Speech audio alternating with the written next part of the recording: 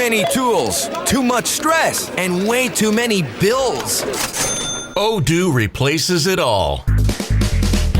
One connected platform for every part of your business, so you can work faster, smarter, and for less.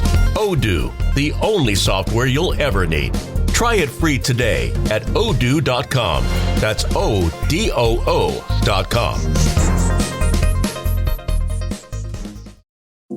You know what it is. That's right. It's time to talk money with your money nerd and financial coach. Now, tighten those purse strings and open those ears. It's the Money Talk with Tiff podcast. Hey everyone, and welcome back to Money Talk with Tiff. I am super excited because I have Shirria McCullough on the line, and we're here to talk about how moms can overcome financial stress and build wealth with confidence. So first, Shirria, I want to start with something personal. So after my last baby back in February, my hemoglobin was really low, and I honestly just couldn't think straight. I noticed that my money decisions got worse, not dramatically, but measurably. When you work with moms in survival mode, what do you actually see happening with their money behavior? Well, I think it varies, honestly, because there are a bunch of different variables in this situation. So taking the fact that I work with Gen Z, and some of those are moms. Gen Z range from, I think, 12 to 24. I don't know the actual birth years. And then I work with Millennial, 1999 to 19, no, I'm sorry. I don't know. Up until 1985, I believe, is when I was born in 82.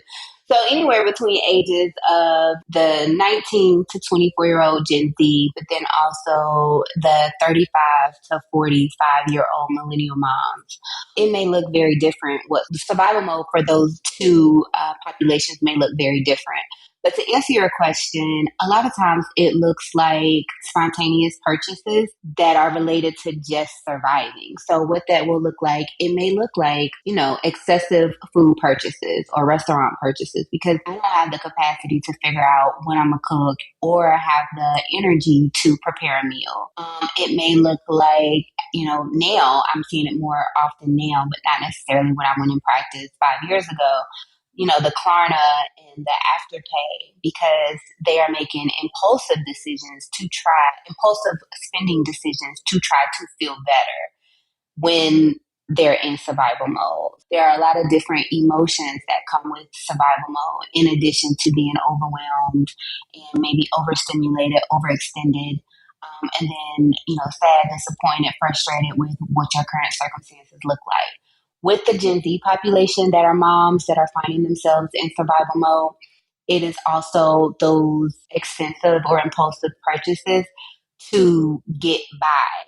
So the circumstances or the emotions under the impulsive spending is different for those two populations that are also in survival mode. Survival may look the same for both of them, honestly, but the emotions behind it, the stories that we tell ourselves, lead to different types of decisions. So you may very well still see, someone purchasing McDonald's every single day, 3 times a day, or breakfast and dinner for her and her kids, because she doesn't have enough or doesn't understand that it may absolutely be more effective to buy, $40 worth of groceries than to keep making these, $4 or $5 purchases from the dollar menu, if that even still exists, every day or twice a day. So those are the kind of decisions, the impulsive money decisions, mostly around surviving.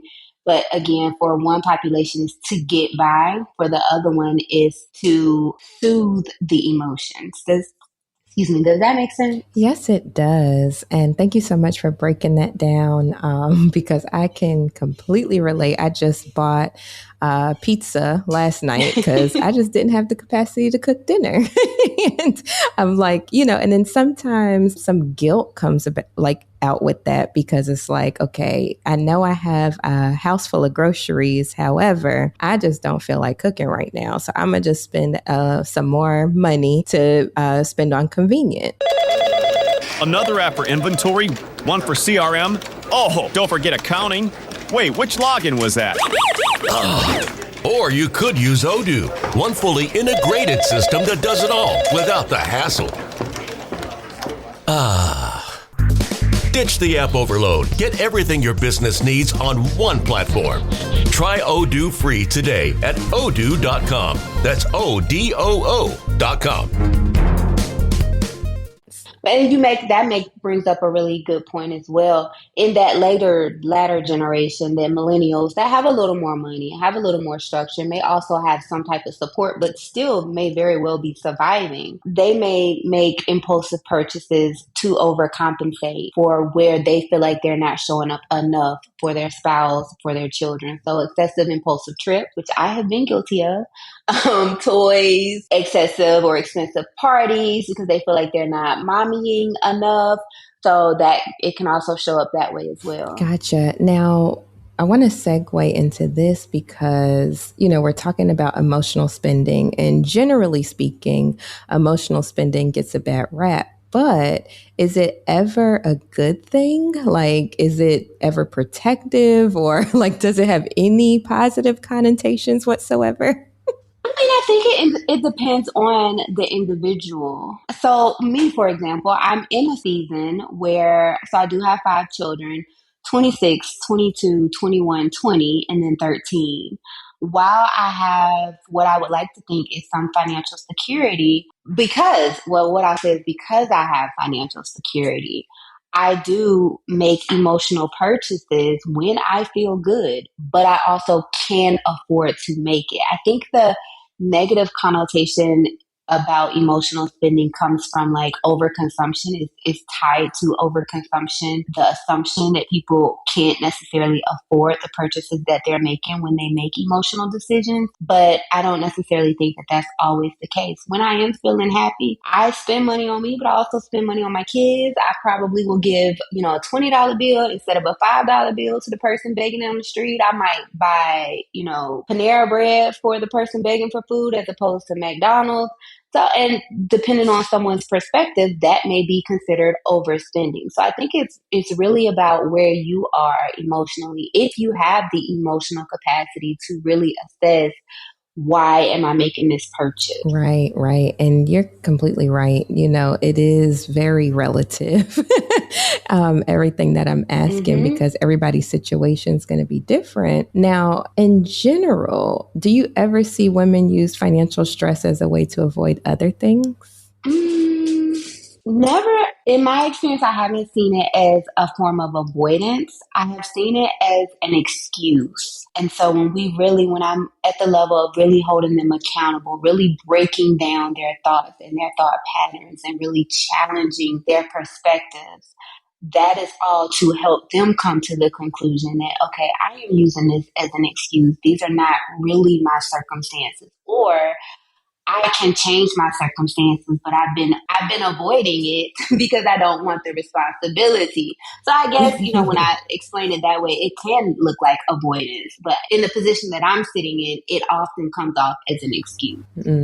Gotcha. So what's the typical excuse that you hear, as far as, and I know this can run the gamut because everybody has different experiences, but I would say what would be the top excuse that you hear from people when it comes to their money? I would say the top one is I don't have enough, because they're working off of figurative numbers and they don't know the real math. And then I would say the other one is there is some association that the big lifestyle and the big income, again, relative or subjective to the individual, is not for them because of something wrong with them. And so as a financial social worker, I don't necessarily practice from that scope, but it does come into the work that I'm doing with the populations that I'm working with. There may very well be times where we are sitting down and really, I'm like, no, go get your bank statement, go get your check stub, and let's really, get to the bottom of these numbers. And it's amazing to see the epiphany. I remember I had one client who just had convinced themselves that they hated their job because they wanted to make $37. But when we looked at the check stub, they made $36.59 or something. And I'm like, we've been doing all of this therapy because of 41 cents. And that's not to say that 41 cents is not a big deal to you. But I don't necessarily, I think the frustration and the resentment towards the employer was based on you figuratively thinking that there was this huge gap between you and this number, this ideal number, and is 41 cents. So those are typically the two excuses that I see around money. And they do tie back to the conditioning and the stories that we tell ourselves about our circumstances. Mm-hmm. And it's so true. I hear the same ones that you just said as well. So it's very common that people feel like that. And just like you, I'm like, well, let's see it in black and white. Let's put it down on paper and see if this is the reality, or is it just our mind playing tricks on us, thinking that we don't have enough. And I would say 8 times out of 10, they really do have enough. It's just a matter of not doing that mental math. So I do want to pivot a little bit and discuss, because you mentioned that you're a financial social worker. And I think this would be a great time for us to just say what that is. Like, when would somebody engage you versus a financial counselor like myself, for instance, or a financial coach, or whatever the case may be? When would they look to a financial social worker? So financial social work, the responsibilities of a financial social work are very similar to a financial advisor or a financial coach or consultant. I think the layer of difference is the fact that we are encompassing the whole story. We are gathering, like, where did this money idea come from? Where did these money patterns come from? And we're looking at the individual within its entire ecosystem, I would say. Maybe not ecosystem, but its entire system. So your family, the family that you came from, your neighborhood, your community, your church, we're inclusive. It's a very inclusive, holistic approach to the individual's relationship with their money. And I think that is the only thing that makes it different than the other individuals that assist people with their money. I think a coach, I'm not a coach, but I would think that a coach is helping them coach through, get from where they currently are to maybe reach a specific goal. And that is also a component of the work that a financial social worker would do. But I think with the social work being the foundation, and then adding the, I guess, framework of finances, and recognizing that your financial situation is a component of everything else that is going on. We're looking at that specifically not specifically, but in addition to everything else that we're looking at for an individual. I would say that this is not something, financial social work is not something that is on the rise specifically where I am. I'm located in North Carolina. I do see it more in like the northern states, and I have actually seen more positions for financial social work, or asking for that financial social work credential, because of the work that I do with the populations that I do, because I do work with the millennial moms who are overwhelmed and overworked and experiencing anxiety and depression because of the overwhelming overwork of their responsibilities, but also Gen Z, helping them with their life transitions and the anxiety and depression that results from them living an actual adulthood that doesn't match what their ideal adulthood. And money and financial security and financial literacy play a big part, more with the Gen Z than with the millennials, but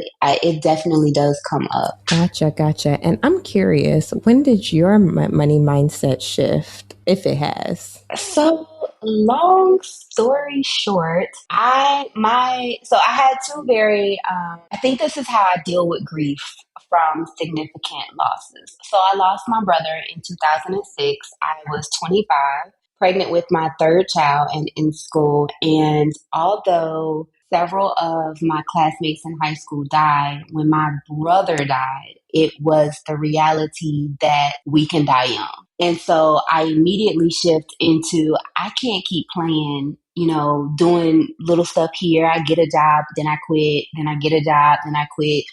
I get a job so me and my kids can enjoy the summer. Then I quit. Like, it was just I definitely wasn't taking life seriously until that happened. And I was like, I can die young, and I can't leave these kids with my mama with nothing. So then I got my act together. Fast forward 2015, my aunt dies. She was my mom's oldest sister. She was a nurse. She sacrificed a lot of holidays. She worked a lot. She had a very luxurious lifestyle, but she worked a lot. She didn't have any kids. And she died 2 years before she could have retired with service. And in her retirement, she would have been a millionaire. And that moment that she actually died, and we were all at the hospital, and my uncle was like, dog, she gave all that. She did all of that sacrifice into this job, and she can't even enjoy the fruits of her labor. That made me think about my work, really, like how much I was given to work and how I did not want to just be working all the time. So then I shifted my money mind. That is what shifted my money mindset. I started eliminating debt, and I started getting financial literacy, and I changed the way I looked at money, really, and started realizing that money needs to be working for me. She was the only person that I knew was a millionaire or would have been a millionaire. She was a millionaire, but it was in her retirement, so she didn't actually have access to the money just yet. But she was the only person that, I knew that had that much wealth. And so it was also one of those oh, well, if she could do it, why can't I do it? And so I wanted to have that level of wealth. I wanted to have those assets and resources. And so I started to look into what is a retirement, what is a 401k, and what are the rates of return, and all of Head to Safeway this week and enjoy these amazing deals. Clip coupons from the weekly mailer or download them from the Safeway app to breeze through checkout. Mix and match Signature Select chicken drumsticks or thighs. Value packs are buy one, get one free of equal or lesser value when you buy two. And mix and match juicy 1-pound strawberries with 6-ounce blueberries, raspberries, or blackberries are just $2.99 each when you buy 3. Visit Safeway.com for more details. See you in the aisles. those things. Yes, I love that story. Thank you so much for sharing because, I've learned that a lot of times, and I could venture to say most of the time, our money is shaped by what we see around us, whether that's good or bad. And in this particular situation that you just shared with us, your aunt passed away, which was a sad thing to go through. However, you kind of turned it to good for yourself because you're like, okay, what can I learn from this situation? And so I really appreciate you sharing that with us. Now, if people were interested in learning more about you or how they can book with you or follow you, where could they find you? So they can find me on Instagram under my practice name, which is Mental Wellness Clinical Counseling and Services. I am licensed and located in North Carolina, but also multi-state licensed in South Carolina, Virginia, Maryland, and currently working on Georgia. I have a lot of content over there specifically for millennial, ambitious Black moms. The information is for everybody, but my population is specifically in ambitious millennial Black moms. And then there are resources over there as well. And there's a Facebook page that coincides with the Instagram page.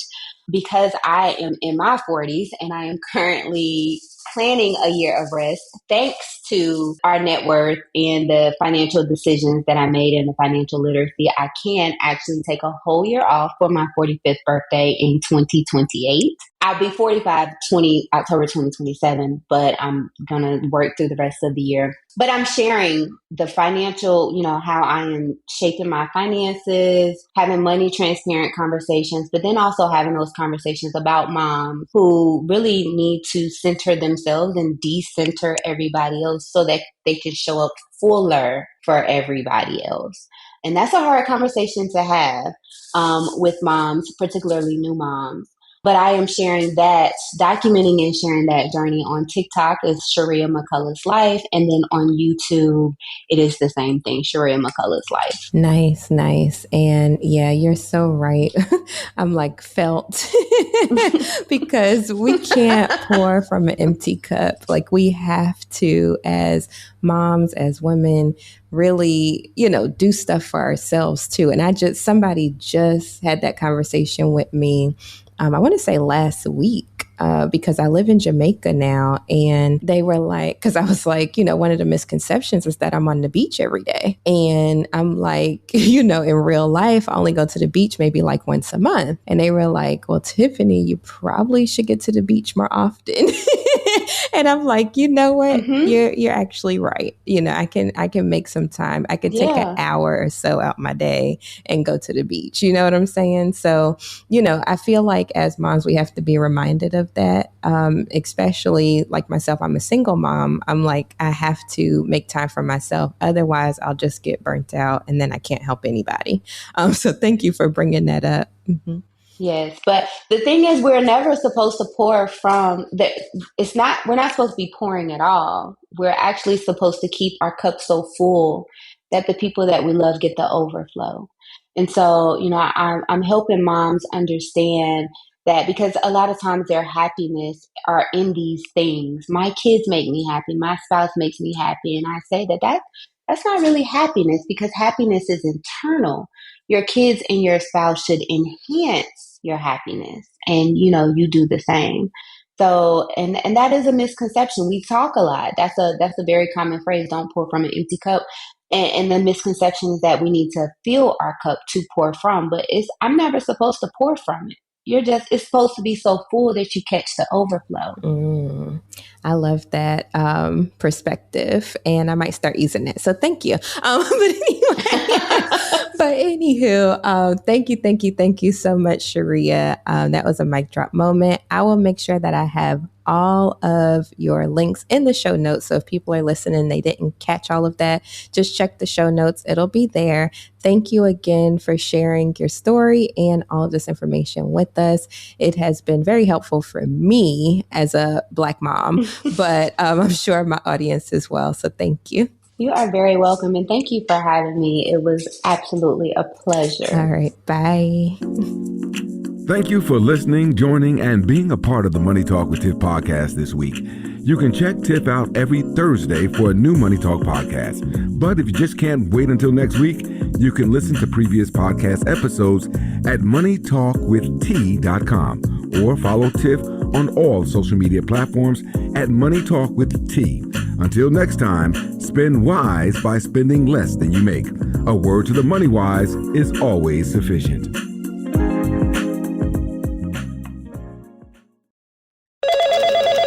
Spreadsheets, clunky software, 100 different logins just to run your business? There's a better way. Odoo. One simple, connected platform that handles sales, inventory, accounting, and more, so you can focus on growing, not juggling. Make the switch today at odoo.com. That's ODOO.com.